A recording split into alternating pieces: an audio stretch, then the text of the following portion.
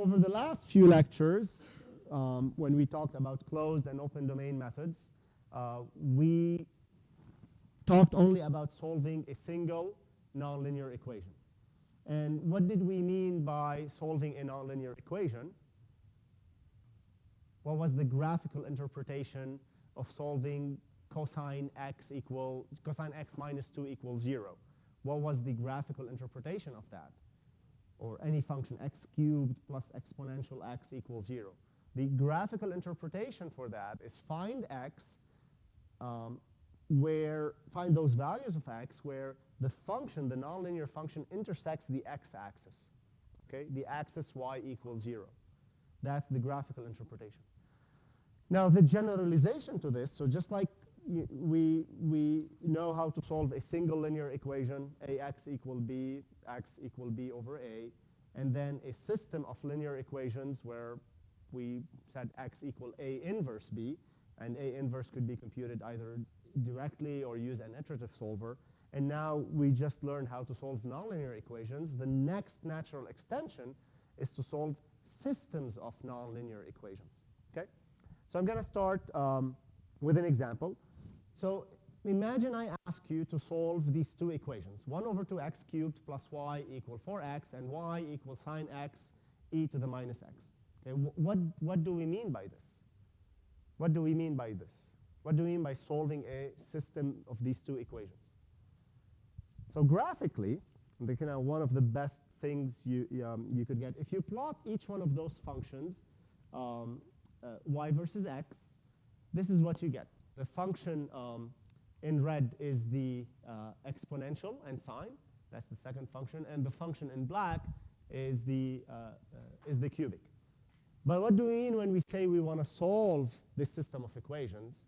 Unlike the single equation where we said we're finding the points at which the function intersects the x-axis, in this case, we are finding the points at which the two functions intersect each other, okay? So those will be this guy up there, that guy, that point at 0, and that other point over there. And if you think about it, solving a single nonlinear equation is actually equivalent to solving two equations, whereas the second equation is y equals 0, right? So you're intersecting the first equation with the second equation, y equals 0. And y equals 0 is just a trivial form for the equation, so we don't really include it. So we've been really solving a system of equations. One of them is a trivial equation, y equals 0. Okay? So again, like we did with the when we solved the single equation, we write it in residual form, right? You want to write something like a function equals some right-hand side. So what we do in this case, we move all the unknowns, which are in this case x and y, to the right-hand side, and we call the first function, we call it f1. That's kind of classic nomenclature, equal 1 over 2x cubed plus y minus 4x. So we moved everything to one side. And same thing with the second function, f2 equal y minus sine x e to the minus x. Okay? So we understand this. We did it with all the previous methods, bisection, regular falsy, secant, and single equation for Newton's method. So we're going to do the same for the system of equations, except you're going to have two or more equations in this case. It's just easier to illustrate with two equations because in this case we can plot on a graph, right? You just have two unknowns. Okay. So with the Taylor series, do you remember what we did? We kind of just discussed it, right? We took the nonlinear function or the residual representation of that nonlinear function, and we expressed it as a Taylor series. So we said f of x is equal f of x naught plus x minus x naught, f prime at x naught, and so on and so forth. And we said this x naught is our kth iterate, and the new x is our k plus 1 iterate. Now we're going to do the same, but for a function of, rather than dealing with just a function of a single variable, x, we're going to do it for a function of two variables, x and y. Because each one of those functions up there, f1 and f2, they're functions of two independent variables, right? X and y. Right? So the natural extension to extend the Newton method to more than one dimension is to look at the Taylor series for multivariate functions. In this case, we have two variables, two independent variables, x and y. Of course, the Taylor series can be written for a function of an arbitrary number of independent variables. But again, we're going to discuss this for two variables only. So I'm going to spit out the Taylor series for a function of two independent variables, x and y, and try to contrast that to the one-dimensional case, or to the case where you had only one independent variable. The first term is the same, f at x naught, y naught. So that's the point that, so again, remember the Taylor series, the idea behind the Taylor series. If you know the value of a function at a point and the value of all of its derivatives at that point, then the Taylor series tells you I can find the function value at a neighboring point, okay? At any neighboring point. So in this case, we know the information at x naught. We don't know the information at xy.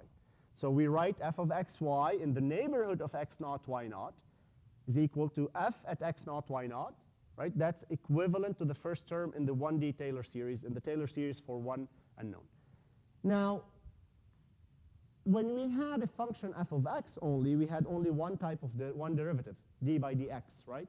And d2 by dx squared, and d3 by dx cubed. In this case, we can differentiate in two directions, in x and y. And we can also differentiate in x in the xy direction. So we're going to have a lot more derivatives that are going to show up in the Taylor series. And they look like this. So the second term, or the first order term, the first order term is going to be x minus x naught, partial f by partial f, evaluated at x naught and y naught. Now, this is equivalent to the first term in the one-dimensional Taylor series, except now we have a partial derivative because f is a function of x and y. Now the next term is going to be the derivative with respect to y. So remember now the function looks like a surface, and you have, at a single point, you have two slopes, a slope in the x direction and a slope in the y direction. And the Taylor series is going to take all of that information into account. Okay? Now, there's a typo here. This partial f, partial x is evaluated at x naught and y naught. Now remember, partial f by partial x is still a function. It is still a function of x and y. In this case, it's not, but it could be a function of x and y. Okay? df by dy is also a function of x and y. So these derivatives are evaluated at x naught, y naught, at the point that we know. Okay? Do you understand this?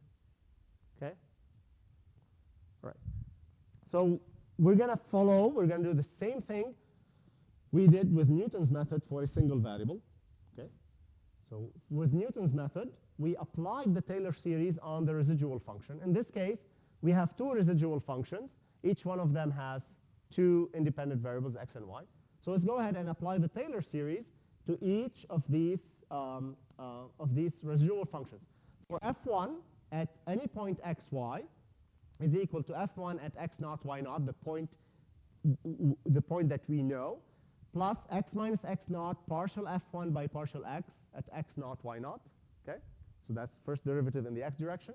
And then the first derivative in the y direction, df1 by dy.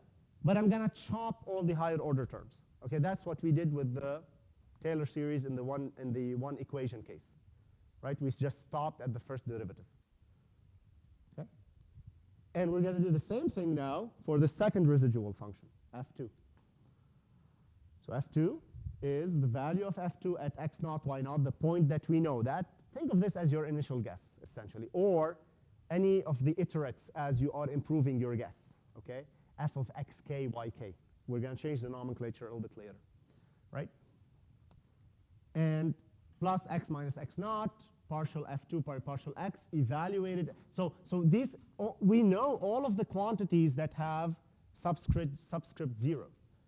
So if you remember in the one equation case, what we did next was, or what we used this for, is to find x as a better guess for, or to find x as a better approximation, or as an improved approximation to x naught. In this case, we're going to find x and y as better approximations to the guess x naught, y naught. So similarly also to what we did with the one equation case, we say, okay, we know this is not an exact representation of f1 and f2, and we are trying to look for values of x and y that make f1 and f2 equal to 0, correct? You agree with this? We are looking for values of x and y that make f1 and f2 equal to 0. That's the idea of these kind of nonlinear systems, right? So we're just going to set f1 and f2 to 0. Okay? So we're going to set f1 and f2 to 0. And then our goal would be to solve for x and y. Okay? Because everything else is known. So when you set these to 0, you just rewrite the above equations as follows. So we just move the 0 to the right-hand side. Now this becomes our representation of the nonlinear system. We know all quantities that have the subscript 0 except for x and y. Okay? And so that gives us two equations with how many unknowns? Two unknowns. They are x and y, right? So if you think of x0 as your initial guess for the root, x and y are going to be an improved guess. Then you can use those new x and y, put them in these equations again, and solve for another set of x and y that is going to be an even better guess. So now what does this remind you of? This is a system of equations. Obviously, you have two equations and two unknowns. Are they linear or nonlinear? Linear. Why? Yeah, they're just, the unknowns. These equations are linear in the unknowns. For what we care, whatever the form of f2 is, this is a value. It's a fixed value. So the only unknowns are x and y. So this is really a linear system of equations. So we started with a nonlinear system of equations and converted it to a linear system of equations. But that linear system of equations, we're going to have to solve it over and over again, right, to improve our guess. So let's see how this works. Okay. What is our preferred way to represent linear systems? Yes, matrices and vectors. Okay. So this is what we're going to do now. So we're going to write this in matrix form. And I'm just going to show you the form, and then we'll discuss it. I claim that this is the matrix vector representation of these two equations. Let's forget about this mess here. Let's start with this guy. This is again, think of system of matrices and vectors as systems of equations, okay? So the first equation is f1 x naught y naught. That's it, f1 x naught y naught. Plus x minus x0 df1 by dx at x0 y0. So that's this guy times that guy, right? Because the matrix vector product, you take each row and multiply it by the column, right? So first row times the column vector is x minus x naught times df1 by dx plus y minus y naught times df1 by dy. And that gives us the first equation, right? Equal to 0. Second equation, f2 at x naught y naught plus the second row in the matrix times the column. So that's going to be plus x minus x naught df2 by dx. That's that term up there. Plus y minus y naught times df2 by dy. That's that term over there equals 0. Is anyone not convinced that this is the representation of the above system of equations? Okay. Do you have any questions? Yeah.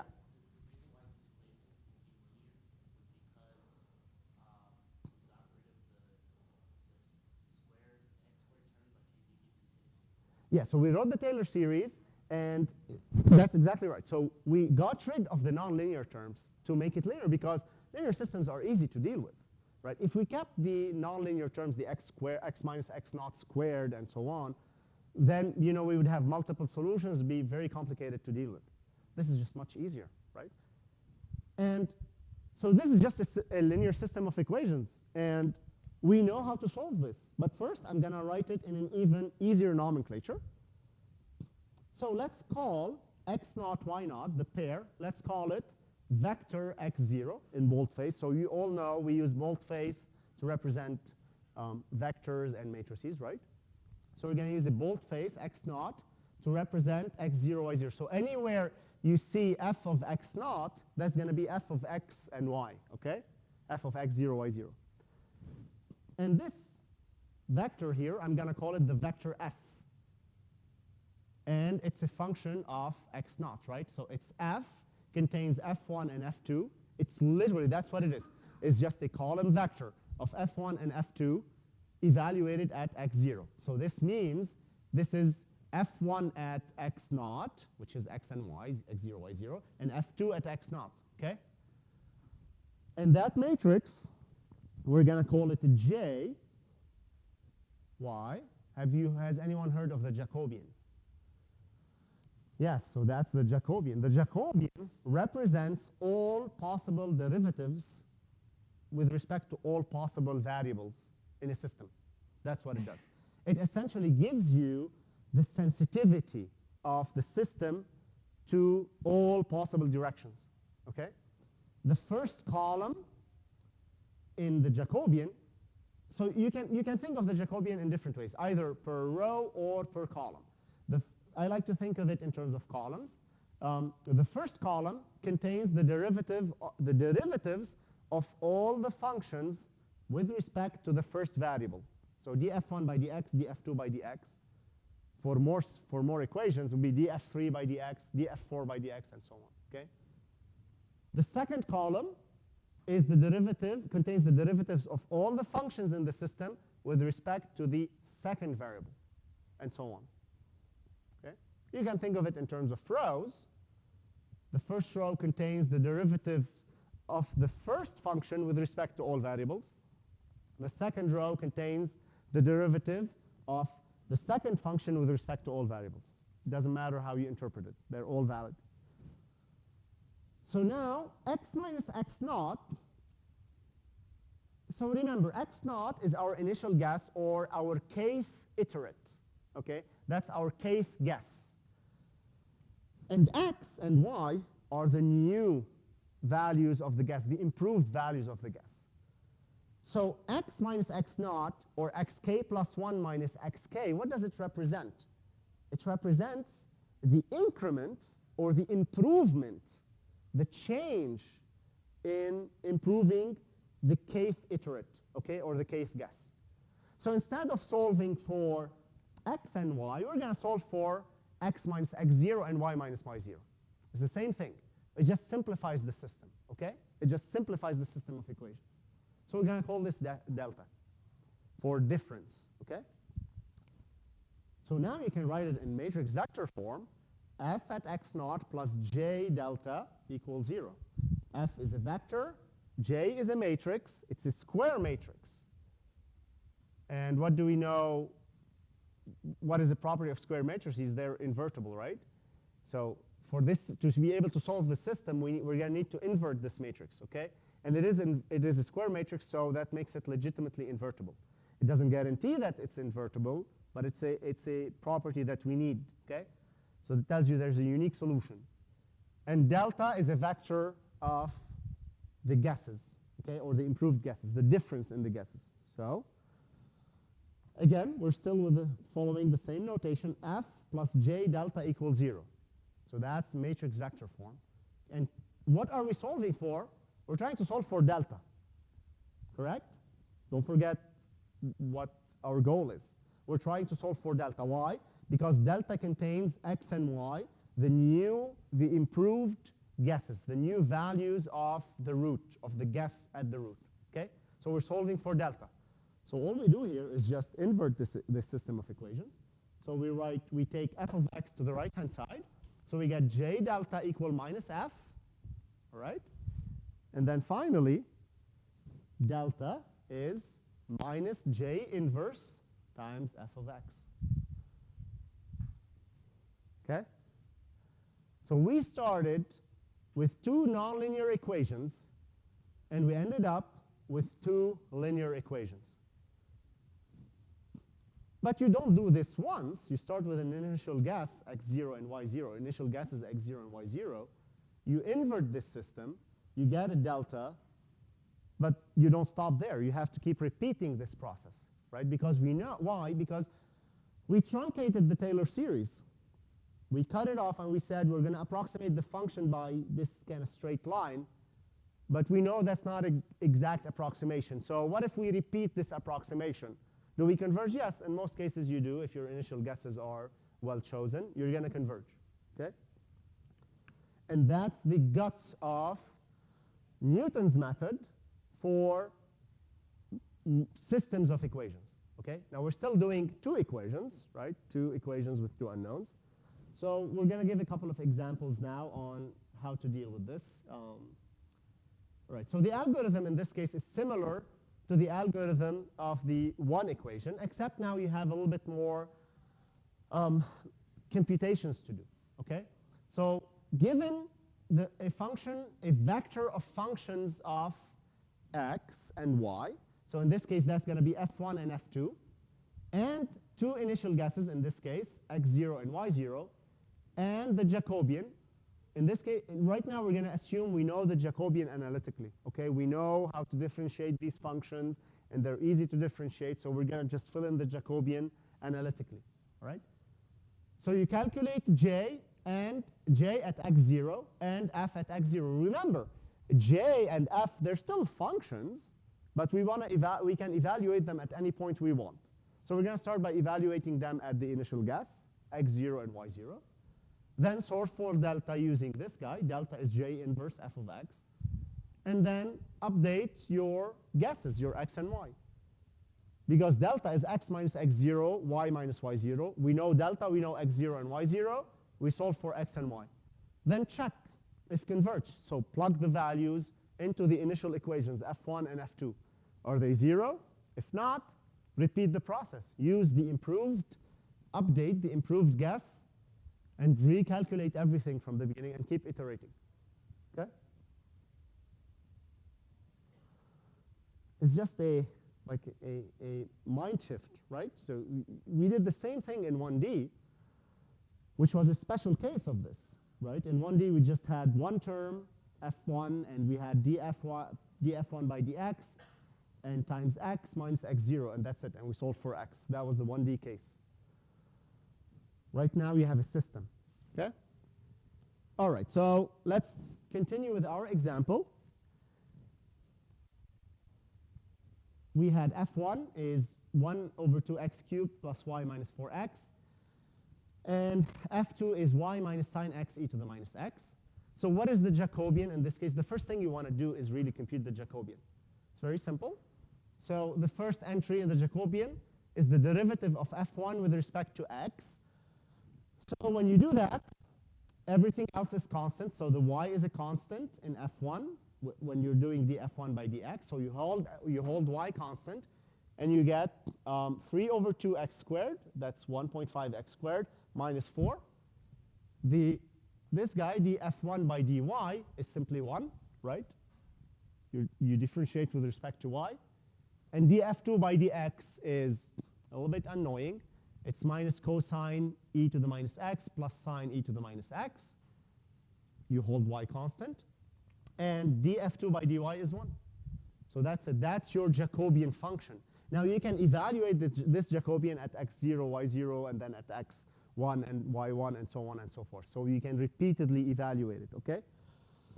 And we're going to start with the initial guess of -2 and -4. And I'm trying to find this root, really. So I pick my x value here and my y value over here. And we're trying to converge to this root. Okay? So for the first iteration, you evaluate the Jacobian, which I showed you on the previous slide. You just plug in the numbers, -2 and -4, and calculate. You get 2, 1, and -3.65, and 1. And for f, remember that's the vector of f1 and f2, evaluated at x0, y0.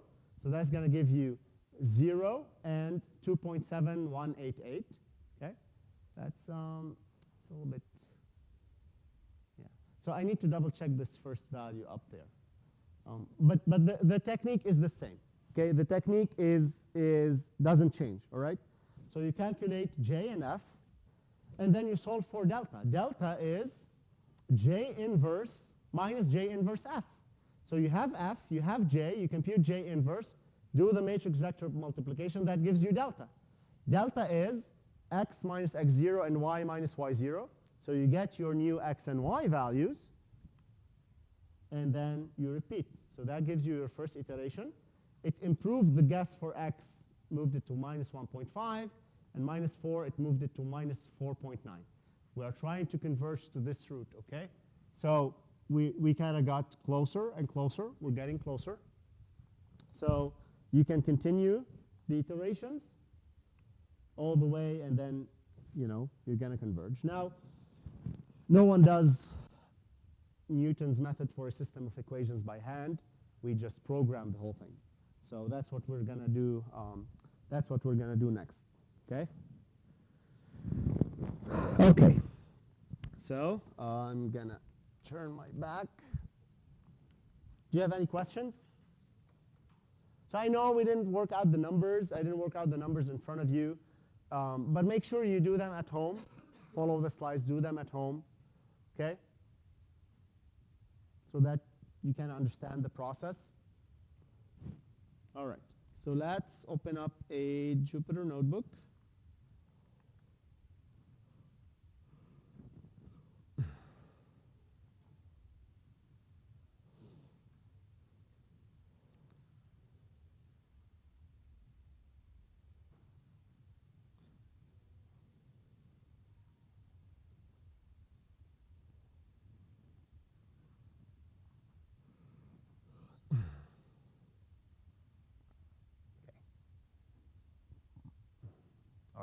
So the programming in this case is going to be a little bit more complicated, all right? Okay. So I'm just going to import the usual stuff. Okay, and let me see. All right. Can you guys see? This is better, right? Okay. So we said we were going to find the solution for these guys, and I already posted this this workbook on my website, so you can either look at that, go to my website, look at it, or just follow with me. I recommend you type with me. Okay, so we want to solve these two equations: y equal 4x minus 1 over 2x cubed, and y equal sine x e to the minus x. The first step is to write these in residual form. F1 is just move everything to one side. Y minus 4x plus, okay, there's a typo in here. This should be y minus 4x plus 0.5x cubed.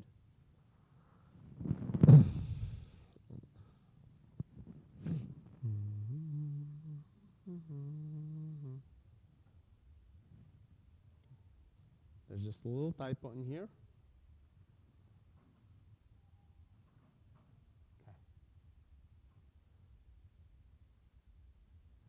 So the two-dimensional case is unique because you can plot these two functions, all right?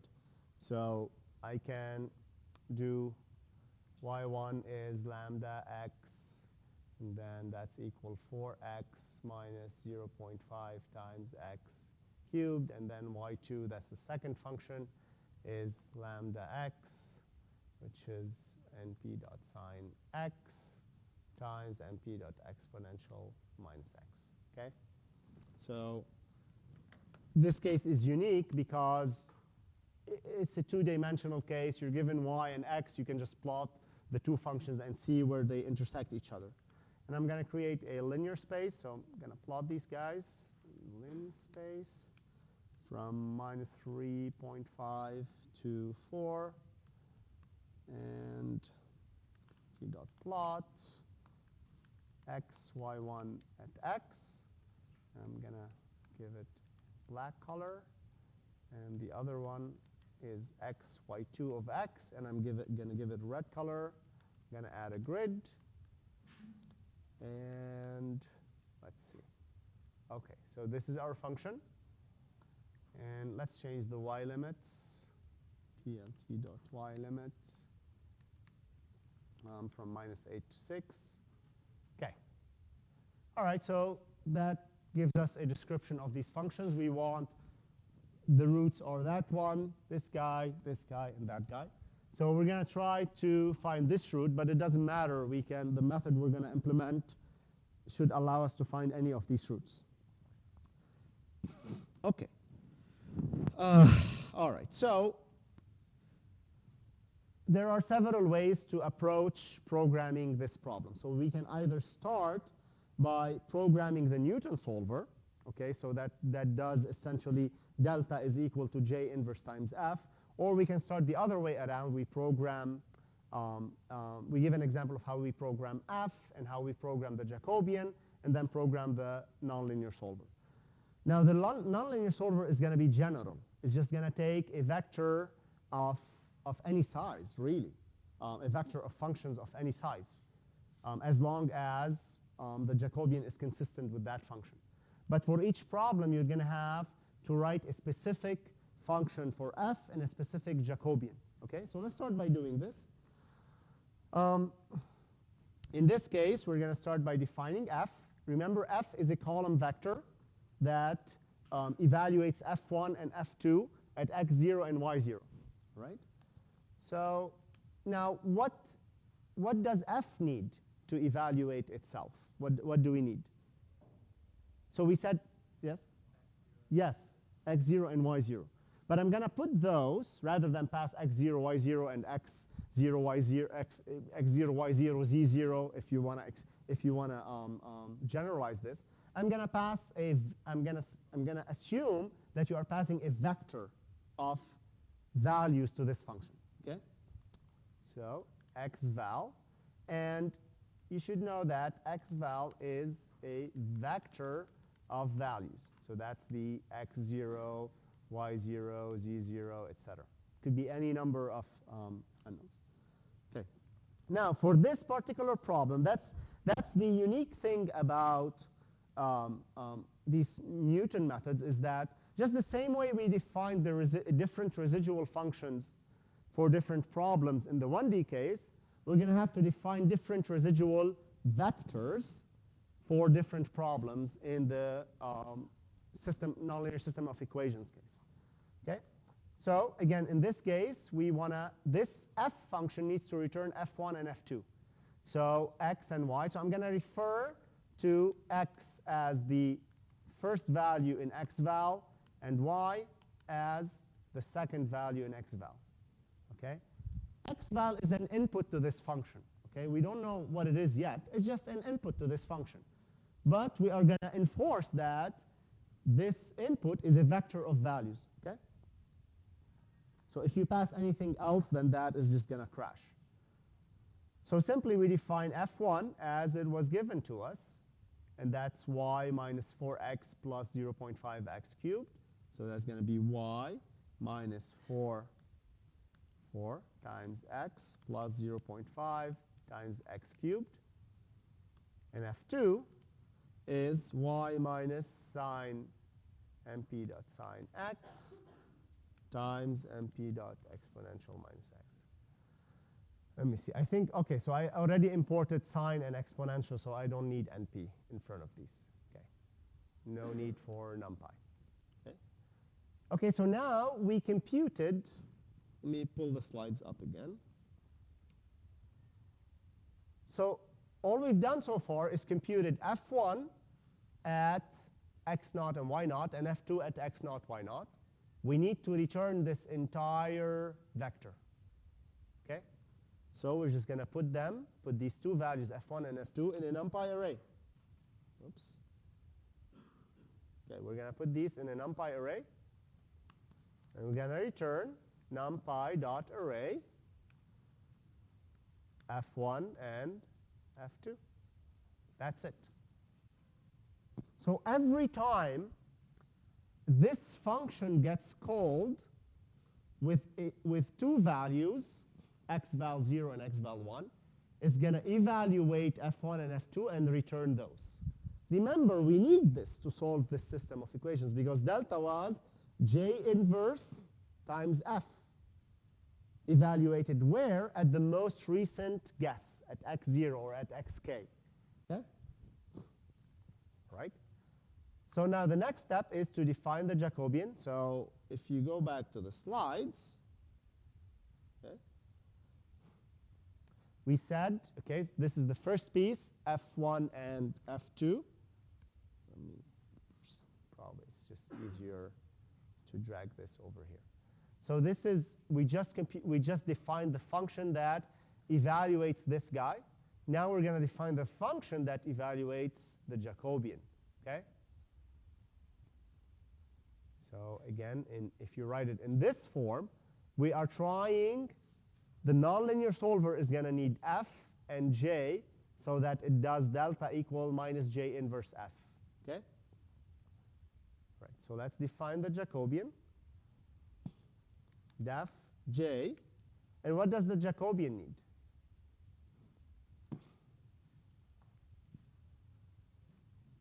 Just x0, right? Because you are going to hard code df by dx and df by dy for the first function and the second function. Okay? You're going to hard code those. So you can think of it as defining just the same way we did with the 1D Euler and Newton method. We had to define the residual function and the derivative. In this case, we defined the residual vector. And now we're going to define the derivatives of that residual. Okay? So you just define it in a function and return it as a NumPy array. Okay, so define j. Again, it's going to take x val. So I'm going to do the same thing. X equal x val 0. I'm just going to call those for simplicity, x and y. Okay. So what was in this particular case, what was the Jacobian? It was this thing. 1.5x squared minus 4, 1 minus cosine x e to the minus x plus sine x e to the minus x1. Okay, so let's just do this. We can return this in one shot. Return np.array. So now remember, this is going to be an array of a list of lists. In the first row, we're going to have 1.5 times x squared minus 4. And then the second entry is going to be 1.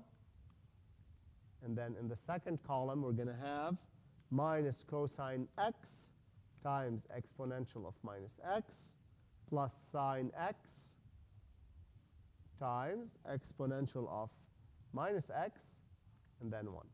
And if you want to see it better, this is what it looks like. Okay?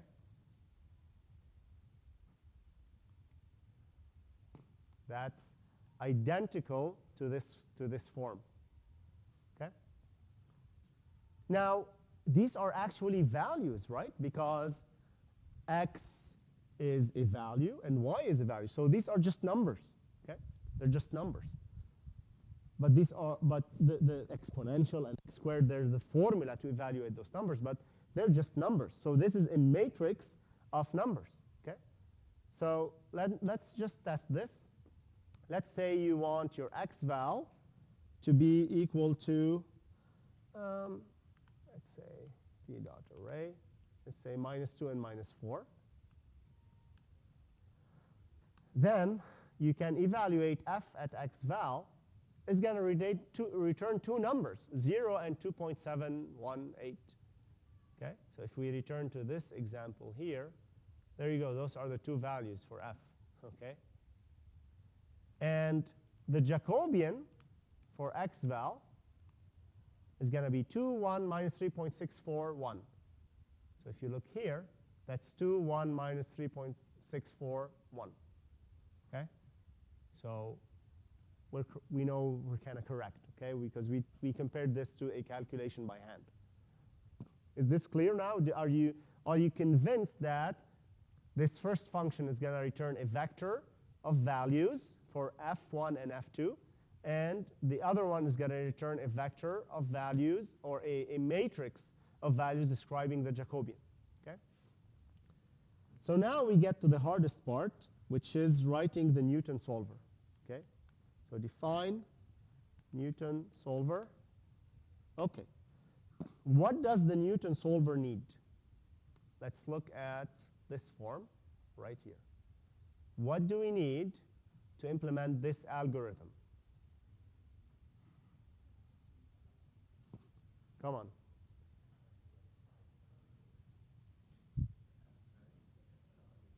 Yes.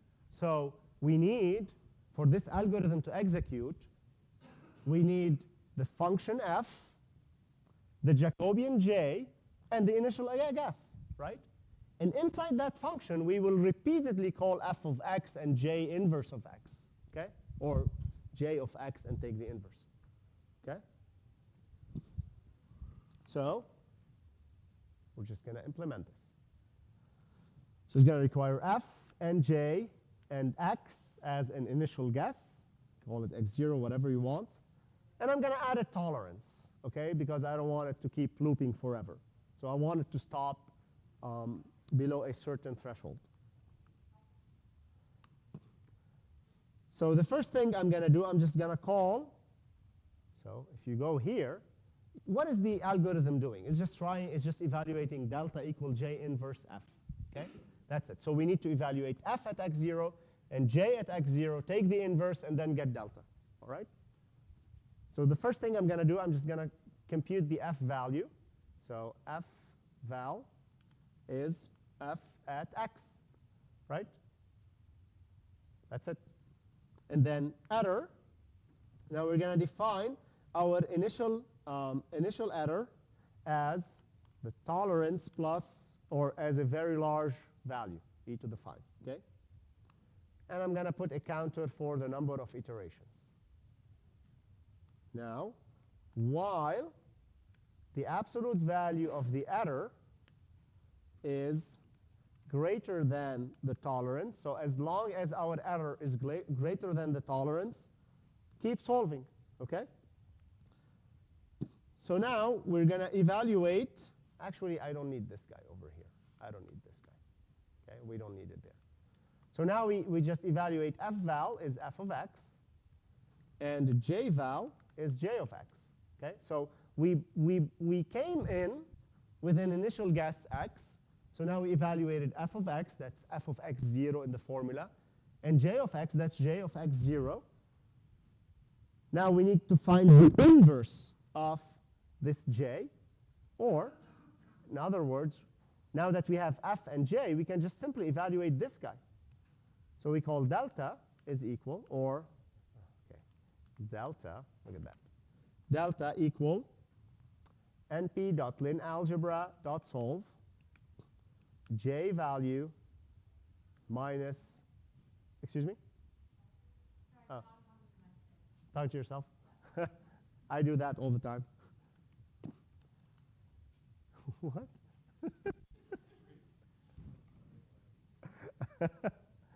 Okay, so what are we doing here? We're just solving this system of equations, right? Or in other words, we are solving this system of equations. We're saying delta equal linear algebra solve j and right-hand side. Okay, we did this a lot in the past. Okay, so this is just going to give us delta. Do you agree? Do you have any questions? It sounds pretty easy when kind of we're doing it together, right?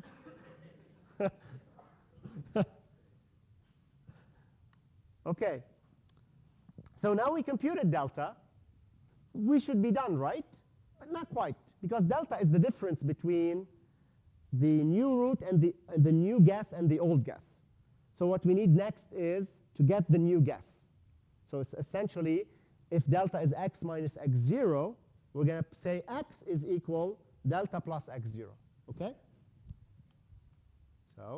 So remember, delta is equal x minus x0. And think of these as just vectors, x, y, and whatever.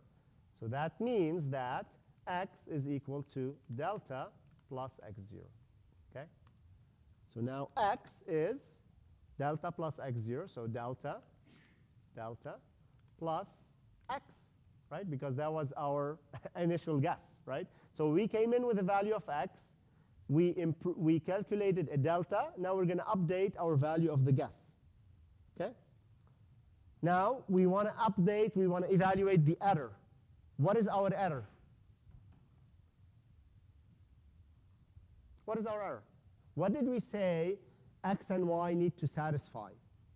So we plug them into f1 and f2, and that is going to get, if both of those are 0, then we know that x and y are roots of this nonlinear system.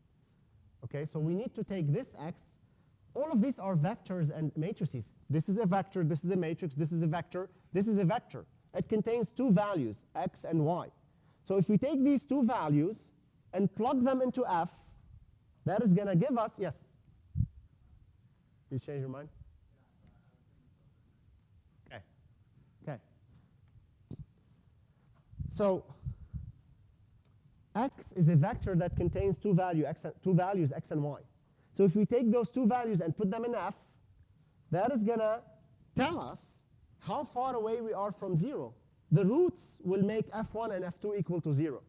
So if we simply, if we simply plug this into f and measure how far away it is from 0, that is going to give us an estimation of the error. But there's a catch here. Okay, there's a catch. What is the catch? So f of x, this is a vector, contains two values. f1 of x, let's say xy, and f2 of xy. What I want to do next is plug the updated guess for the root into these guys, so f1 and f2. And I'm claiming that this is going to give us a measure of the error, because we're just trying, if these are 0, then we know that x and y are roots. If they're not 0, then that's going to give us two values, error 1 and error 2. But I need a single value for the error. So what do? Yes, take the norm. Take the norm. It's a form of average, but the norm is a more accurate way of doing it. Okay? So it doesn't matter. I like to use the 2 norm. Yeah. Just to kind of, because sometimes one root may converge very, very quickly, and another one may be very slow, and you don't want to be stuck at the slow root. So you want and you want to balance things out. Okay? But you can use whichever norm you want. So error is mp.linalgebra.norm of, okay, so let me call this. Error, E as the error is f of x, right? Because the error is really f of x minus 0, correct? The true value is the true value, or the true value of the solution is when f of x is 0. So our error is f of x minus 0. So our error is essentially just f of x, right? But that's a vector. So now we do the norm of the vector, the L2 norm of the vector. And just we update and iter plus equal 1. Okay? And we're done. What do we want to return? We want to return x and iteration and our error. And that's it. Okay, are we ready to try it? I like the excitement. Okay, so xval, that's going to be our initial guess. Let's call it x guess. And Newton solver, what does Newton solver need? It needs a function evaluation f. We just defined that as f. And j, it needs an x guess and a tolerance. So x guess and a tolerance 1e to the minus 5, let's say. Look at that. So it took 3 iterations. It got us to a residual of 8 times 10 to the minus 6. And it found these two roots, minus 1.46 and minus 4.28. So let's see. Okay. I'm looking for this root. It's about so we don't have a -1 here, but should be here. So it's about -1.5 between -1 and -2, and -4.5, just about here. Okay? How do you check your results? You compare to fsolve. Okay? So let's see if I imported fsolve. I did import fsolve from scipy.optimize. So previously, we tested fsolve with just a single equation. Turns out fsolve also takes a vector of equations. Okay? So we're just going to call fsolve, and it needs the function value and the x guess. That's the greatest thing about fsolve.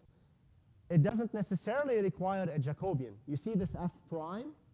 That's your Jacobian. You don't have to provide it. Why? Because there was another way to compute the Jacobian, right? To compute the derivative. And that was finite differences. So fsolve can use that for you automatically. So yeah, just go ahead and do that. So all you need is f, the function evaluation, and the x guess. Let's see. Look at that. This is what fsolve gives us. -1.46, 11, and -4.28. Okay? So let's try to find another root. Let's try to find this guy. So I'm going to pick 2 and 2. Okay? So I'm going to pick 2 and 2. I'm going to try this again. I'm going to pick 2 and 2. It found a root at 2.82 and 0.018. Well, that's pretty close. 2.82, that's the x root, and the y root is very close to 0. Let's see what fsolve does. Fsolve, f at x guess, just about the same. Okay? Any questions? So this workbook has already been posted on my website with a couple other examples. So you can use the code. Yes, Nimdo. Yes, yes. There is no, I mean, it's hard to try to find all the roots of a nonlinear system, if not impossible. So typically, you got to be close to the guess. It depends on the slope of the function, because if you are, it depends on the slope. So if your slope is gonna take you towards the left root, then you're gonna go left. If the root is gonna take you to the right root, if the slope is gonna take you to the right, you're gonna go to the right root. Okay. Okay. Any questions?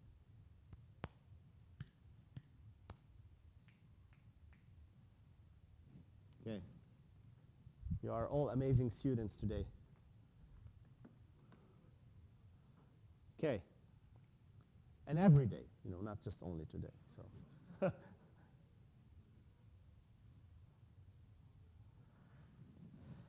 Okay.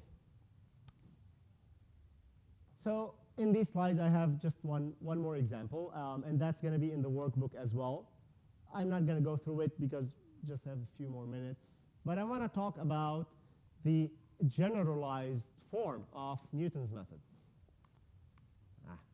Okay. So when we wrote this is really not specific to a system of 2 equations and 2 unknowns, right? It's just a general matrix form. I mean, we can apply the same approach to 3 functions and 3 unknowns, and 4 functions and n functions with n unknowns. So the generalization takes exactly the same form. Okay, so let's see how that works.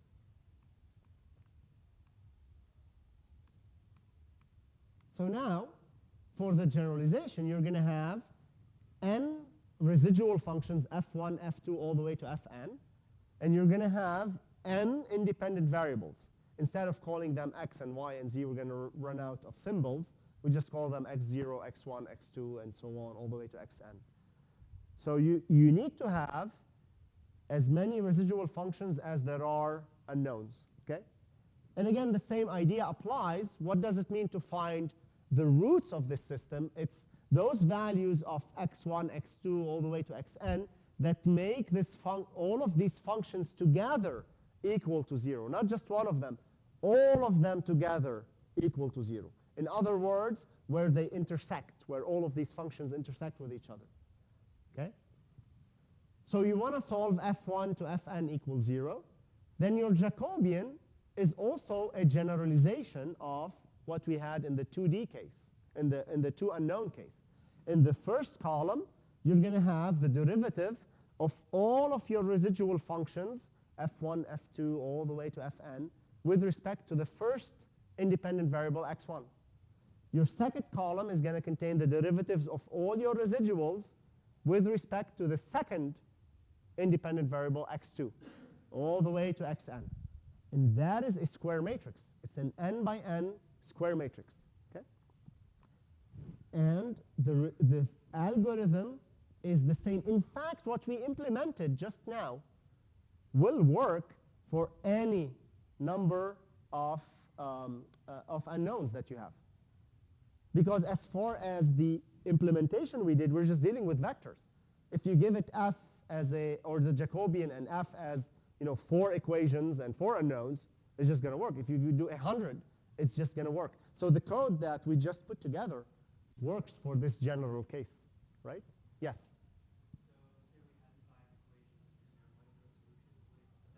Yeah, it's going to diverge. So then that's why you put a tolerance. And you probably want to also put a number of iterations, right? Because your tolerance may kind of just asymptote to a fixed value. Your error is going to asymptote to a fixed value that's always going to be greater than the tolerance. So you want to limit that by adding a maximum number of iterations like we did with the previous previous codes. I would stay at 10 iterations max, I don't know, 5, 10, depending on what you know about the system, okay? But this form is the same, and all I did was change the nomenclature here a little bit. Rather than just using x0 and x, I'm going to use xk and xk plus 1. K refers to the most recent guess. Yes, Tyrus? You can, and that's going to be the next slide, okay? Maybe you can come up and present that to us. Okay, so I'll come back to you in a second. That was a good comment. Okay, so just a note on the nomenclature here. Rather than putting x0, I just put xk, referring to the kth guess, or the most recent guess. And now delta is the difference between the new guess that we're after and the old guess. That's it, just a simple nomenclature change. Okay? A few tips before you go and implement. Well, we already implemented the Newton solve, so now you can take whatever we implemented in class and just define new f and j functions, okay? So, but before you go to the computer, try to formulate the problem by hand. Define f of x and the Jacobian matrix if you know how to do it analytically. What is the tolerance that you want to use? What initial guess? Maybe plot the equations and see where the roots are. Now again, in practice, you don't have that ability. And in practice, you have like 100 equations and 100 unknowns, so there's no way to make sense of plotting that. But again, in those cases, you are guided by the physics of the system.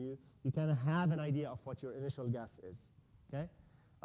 And maybe carry out a couple of iterations if you want by hand. And we just saw how we implement this in Python. So this is a description of what we just did. I'm not going to go through that. You can look at it in your slides for posterity. And so now with this code that we have, this is just a matter of redefining f and j. So what if I want to solve this system of equations, x squared plus y squared equal 1, and y equal x cubed minus x plus 1. So that's going to be the intersection of this polynomial in red with this circle of radius 1 centered at 0.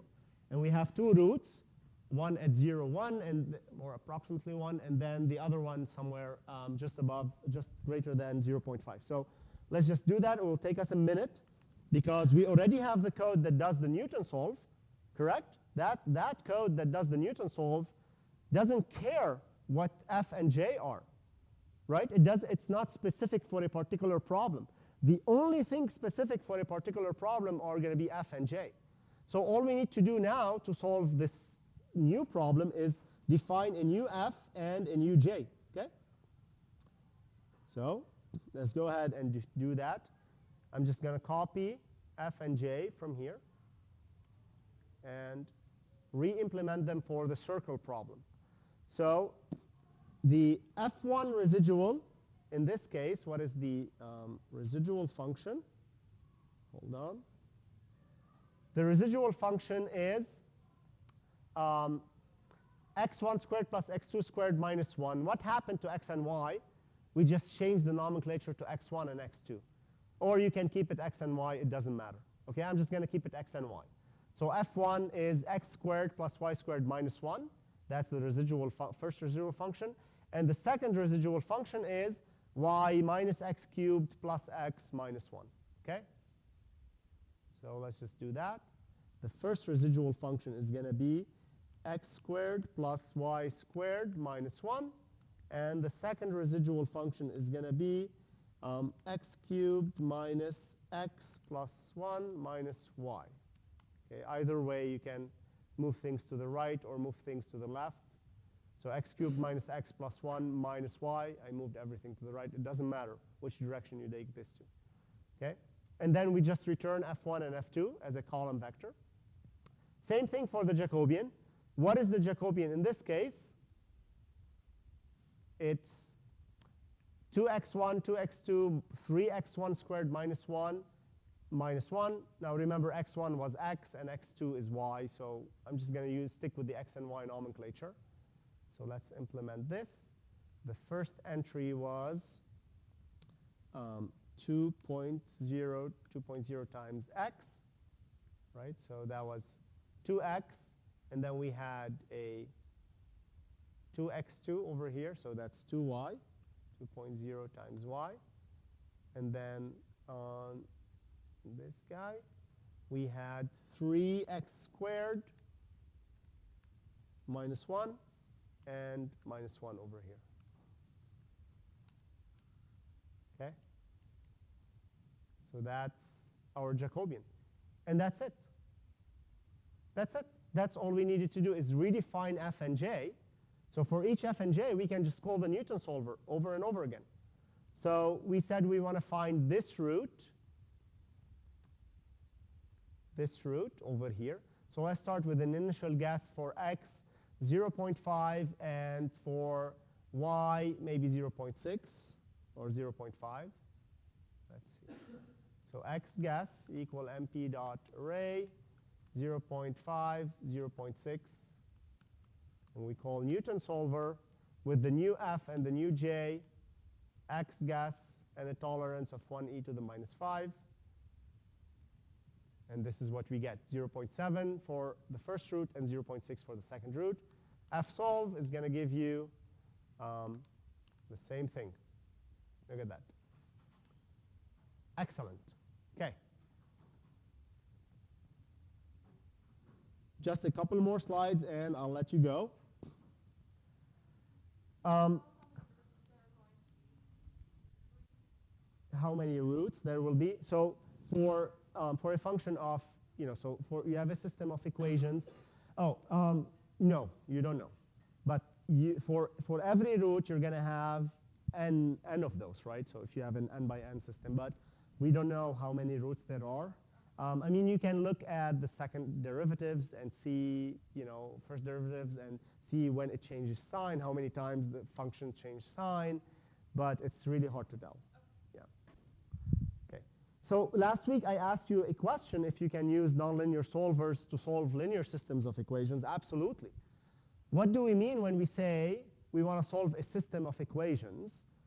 Same idea as we said with nonlinear systems. You're looking at those points at which all the functions intersect each other. That's the same thing with linear systems of equations. So you can indeed take a linear system of equations and put it into Newton's method, and you will actually recover a linear system of equations, really. because we're approximating a linear function with a linear function, and that's they're going to be equal. So the Newton approximation in this case is going to be exact, right? Because the Taylor series of a straight line is going to be a straight line. All the higher derivatives are going to be 0. So your Taylor series is going to be exact. It's going to be spot on. Okay? I'm not going to go over these. This is kind of a little bit of a side note. But what I want to get to, and most importantly, is what Titus was talking about. So one of the challenges that we saw when looking at Newton's method for the one unknown case was finding the derivatives. In many cases, you don't know what the derivative is, and you honestly don't want to go and program these derivatives. So what did we end up doing? We used finite differences to approximate the derivative, right?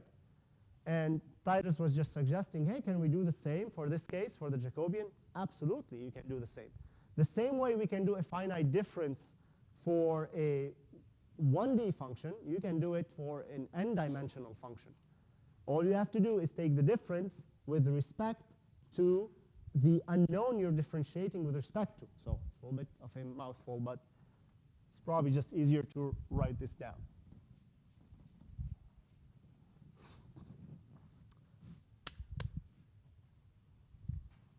Okay. So for a single-valued function, f of x, we said that the derivative, we can approximate the derivative f prime of x by saying this is like a forward difference f of x plus h minus f of x over h. Okay? What if you had one of these guys, f1 of xy? So what is df xy by dx? Very simple. It's the same thing. It's f of x plus h y minus f of xy over h. What is df1 by dy? And this is only one of the differences. This is forward difference, okay? It's going to be f of x, y plus h, right? Now we're differentiating with respect to y. So we're going to take the point in the y direction. We're going to take the point that is of a distance h with respect to y, minus f1 at xy over h. And that's how you can evaluate the Jacobian. You have df1 dx, df1 dy, and df2 dx, and df2 dy. This is the finite difference formulation of the Jacobian. The effect of that is that you don't have to program a Jacobian every time. All you have to do is pass the function f, and then the Jacobian is going to automatically know how to differentiate that function using finite differences. So just like we did with the single-valued case, for the two-dimensional case, you can do the same derivatives. And this is an index notation for the Jacobian. Remember, we represent matrices as aij, and the Jacobian matrix is no different. So we can write the Jacobian matrix as jij. The first one refers to the row, and the second one refers to the column. Remember, in one of the first lectures, I told you how I personally remember this. I write it as, instead of saying aij, I do arc. R is row, c is column. So the first index, the first number refers to the row, and the second number refers to the column. So the ith row and the jth column, or the entry at the ith row and the jth column, or the ijth entry, is simply the ith function at xj plus this h minus f, the ith function at xj over delta. Okay?